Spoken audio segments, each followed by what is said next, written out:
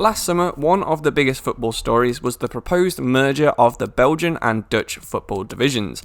It got approved by all 25 members of the Belgian Pro League, but unfortunately only a couple of weeks ago, all the Dutch teams pulled out, so it looks like this isn't going to happen anymore. But it's not the only proposed mergers of leagues that you can see around Europe at the moment. There is also something called the Atlantic League, which could see teams like Celtic, Rangers, Hibs, Hearts and Aberdeen merge their Scottish leagues with the Irish and Nordic leagues of Sweden and Norway, which would be pretty interesting and I might talk about in another video, but today we're talking about how you can see what the Beneliga would look like if you tried to recreate it on FIFA.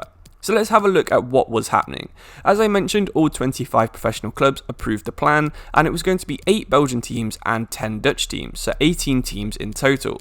11 had pretty much confirmed that they were in the league. These were Ajax, PSV, Feyenoord, AZ Alkmaar, Utrecht, Vitesse, Anderlecht, Bruges, Liege, Gent and Genk. So that was a good selection from both the Belgium and Dutch leagues. As part of the plan, the Belgian and Dutch leagues would still continue to exist, but be at either a second or third tier where they would be feeding this top flight. So if you want to represent it on FIFA, you need to find an 18-team league. So for this, I would use the German Bundesliga. Not only will you also be able to have some promotions and relegations by adding the rest of the Belgian and Dutch teams into the second and third leagues, but you've also got the exact right amount of teams and you will be playing in Europe. If you aren't too sure on how to actually change the league that each team is playing in, when you're setting up your career mode, just press triangle to swap the teams with another team from the Bundesliga. Do this with the 11 teams that we mentioned earlier, and then add another 4 Dutch and 3 Belgian teams to the league.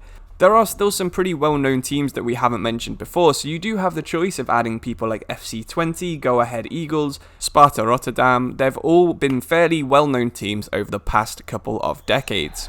The best thing about doing this is that you will have a lot of fun and you'll be playing against teams you probably haven't played against in the past. The idea of the league mainly came around because both leagues don't have enough money to compete with the likes of England, France, Germany and Spain. But that's a good thing about moving these teams to the Bundesliga because you will actually get the same prize money that a Bundesliga team would get.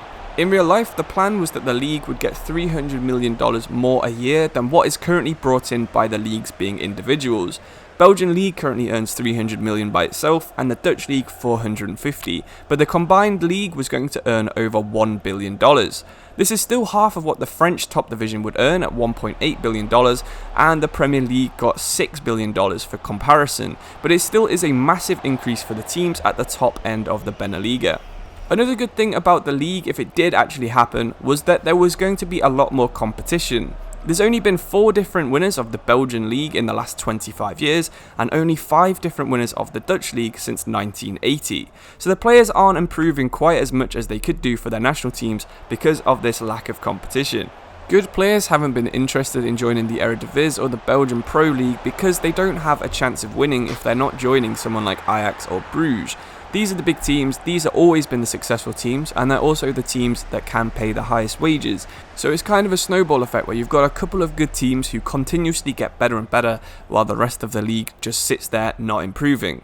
While Ajax would still undoubtedly be the best team in the league with an average overall of 79, you've also got PSV, Club Bruges, Feyenoord all around 75 or 76, and then further down Alkmaar, Genk, Gent, Anderlecht, Antwerp, Utrecht and St. Gilloise all around 72, so there would be some really good competition for the Europa League places. Ajax might run away with the league for the first couple of seasons, but if you want an easier challenge, they're definitely the team to go for.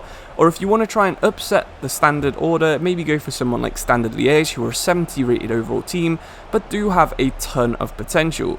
People like Nicolas Raskin can become elite, and even people like Nathan Ngoy, Daouda Peters and Sihan Kanak, all very good potential players and all very young players as well. If you do decide to recreate the Beneliga on FIFA 22, make sure you let us know in the comments below which team you picked and any players that you enjoyed signing, because I know a lot of people do head straight for the comments when they give one of these challenges a go, and it's always an interesting read. Thank you all for watching. Make sure you like the video if you enjoyed the idea or want to know more about the Beneliga. Feel free to message me on Discord or on Twitter, and subscribe if you want to see more FIFA content for FIFA 22 and FIFA 23 in a couple of months. But anyway, I'll say thank you for watching and hopefully you'll be back soon for another video. Thank you and goodbye.